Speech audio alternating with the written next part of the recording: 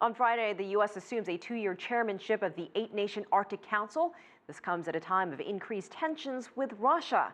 And melting in the Arctic is opening the region to unprecedented traffic, with new opportunities for oil drilling, commercial shipping, and more.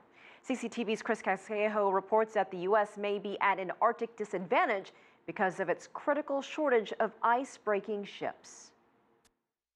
Time-lapse video shows just how open Arctic waters have become. A 2013 UCLA study predicts the Northwest Passage will become fully accessible to most ships by mid-century because of disappearing ice. But until then, officials say ice-breaking ships will be needed more than ever. It just makes everything more fluid, and so it's unpredictable on where the ice is going to be and what it's going to be like, which actually increases the hazard to shipping because you don't really know for sure where it's going to be.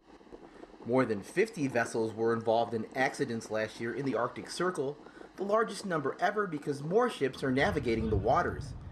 But the U.S. only has two working government icebreakers, the Polar Star and Healy, with the Healy primarily used for science expeditions. A third aging ship sits disabled in Seattle.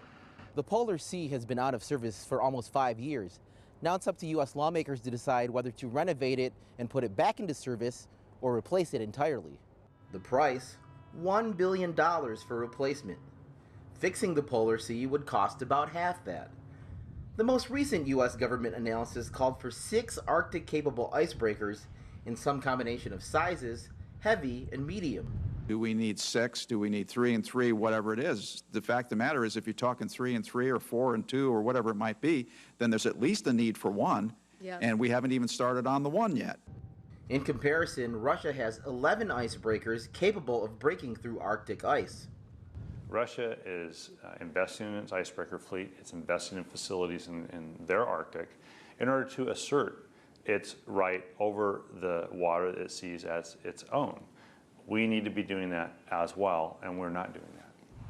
Chris Casquejo, CCTV, Seattle.